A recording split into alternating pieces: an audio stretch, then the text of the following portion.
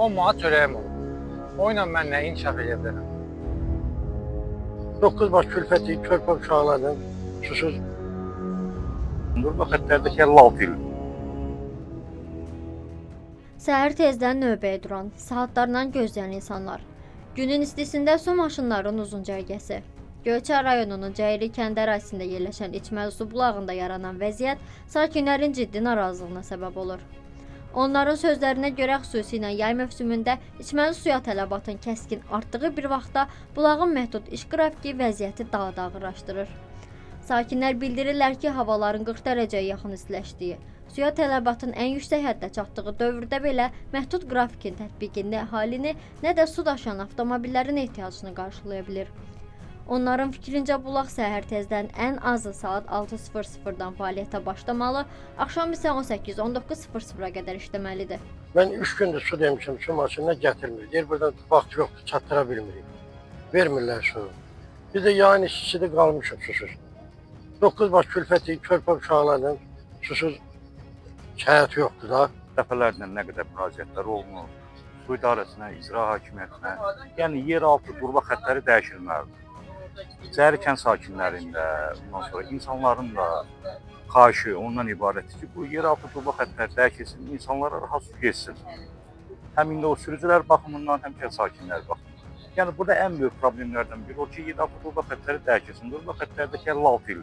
Sürücülərin sözlərinə görə gün ərzində həmin bulaqdan təxminən 100-ə yaxın su maşını su dolduraraq Göyçay rayonunun müxtəlif kənd və yaşayış məntəqələrinə içməli su çatdırır. Lakin fasiləli və qısa iş rejimi səbəbindən gün ərzində uzun növbələr yaranır.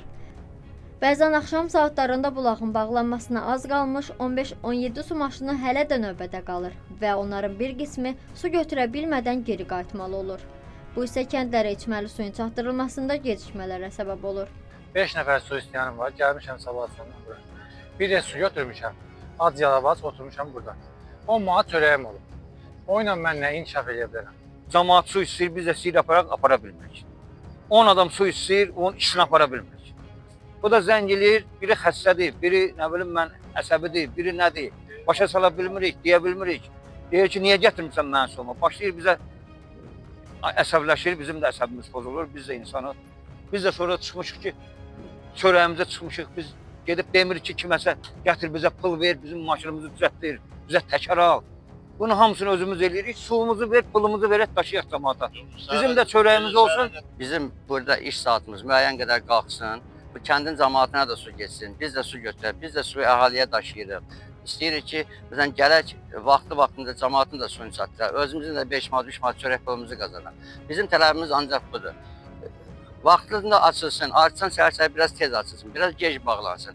Cəmaat da narazı olmasın, biz də narazı olmayaq. Biz günortanın istisində ancaq işləyirik, saat 10-dan 5-ə qədər işləyirik. Hansı ki 40 dərəcə istidə dövlət də icazə vermişdir. Biz ancaq məcbur edək ki, beləliklə işləyək. Onu da işləyə bilsək hələ. Deyək, gəlirik, dururuq. İndi burada bu dəqiqə 17 dənə maşın var. 17-ci maşın 2 saatdan sonra da olacaq. 2 saat yanıb yanmağa məcburdur. Məcburdur yansın gözləsin. Vətəndaşlar aidiyyatı qurumların tezliklə problemin həlli istiqamətində atacağı addımları gözləyir.